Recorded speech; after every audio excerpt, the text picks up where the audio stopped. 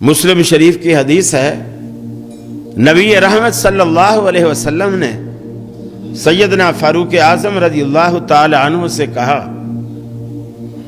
اے عمر، ایک شخص ہے، اس کا نام اویس ہے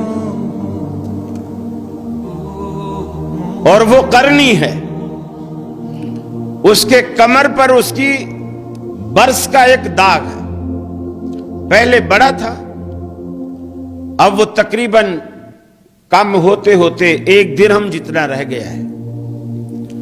اب وہ موجود ہے، یعنی میرے وقت میں وہ موجود ہے، لیکن میرے پاس نہیں آیا، میری زیارت نہیں کی، مجھ سے بیعت نہیں ہوا، صرف اس وجہ سے اس کی ایک بوڑھی ماں ہے اور وہ دن رات اس کی خدمت میں لگا رہتا ہے، اور اس کی ماں کی خدمت کرنے والا اس کے سوا کوئی نہیں ہے۔ تو اس نے ماں کی خدمت کی وجہ سے صحابیت کا رتبہ چھوڑ دیا ہے۔ اگر میرے پاس آتا، میری زیارت کرتا، چونکہ وہ صاحب ایمان ہے، مجھ سے ملاقات کرتا، صحابیت کا رتبہ پاتا، لیکن بوڑھی ماں کی وجہ سے اس نے صحابیت کا رتبہ چھوڑ دیا۔ عمر، لیکن اللہ نے صحابیت کے رتبے کو بھی کھونے کے باوجود اس ایک بوڑھی ماں کی خدمت کی وجہ سے اللہ نے اسے وہ کچھ دیا ہے کہ وہ اپنے منہ سے کچھ بھی نکال دے، عرش والا اسے فوراً پورا کر دیتا ہے۔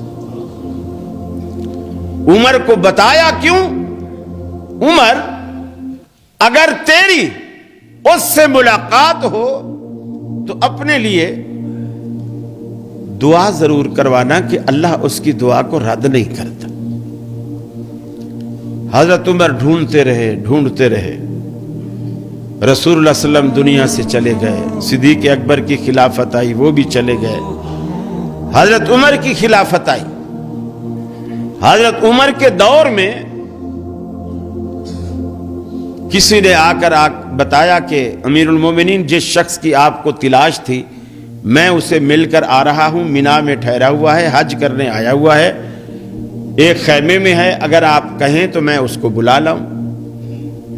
انہوں نے کہا نہیں، جس بندے کی اللہ کے ہاں اتنی او بھگت ہے کہ اس کی بات اللہ ٹالتا نہیں ہے، ہم اس کو اپنی دربار میں نہیں بلائیں گے، اس کے احترام میں خود اس کے پاس جائیں گے۔ حضرت عمر فاروق نے اس بندے سے کہا، مجھے لے چلو۔ خیمے میں گئے، ایک شخص ہانڈی چولہے کے اوپر رکھ کر پکا رہا تھا، باقی کچھ دور بیٹھے ہوئے تھے۔ آپ نے پوچھا، ایوکم اویس، ارے تم میں اویس کون ہے؟ وہ جو ہانڈی پکا رہا تھا اس نے کہا، میرا نام اویس ہے۔ فرمائیے۔ سیدنا فاروق اعظم نے اپنا تعارف کروایا اور کہا کہ میرے لیے دعا کرو۔ انہوں نے کہا، میں آپ کے لیے دعا کروں؟ آپ صحابی رسول، خلیفۃ المسلمین، امیر المومنین، میں آپ کے لیے میں دعا کروں؟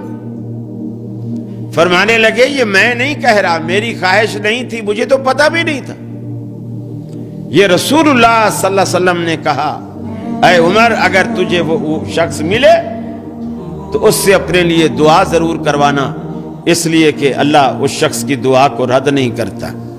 وہ اس نے عرض کی کہ پھر فرمائیے، میں کیا دعا کروں، کیا دعا کروں آپ کے لیے؟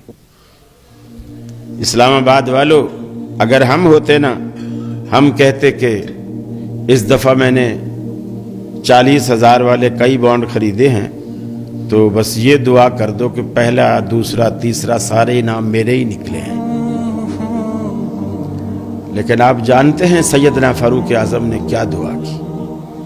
فرمایا کہ میرے لیے یہ دعا کرو کہ اللہ عمر کے گناہوں کو معاف کر دے۔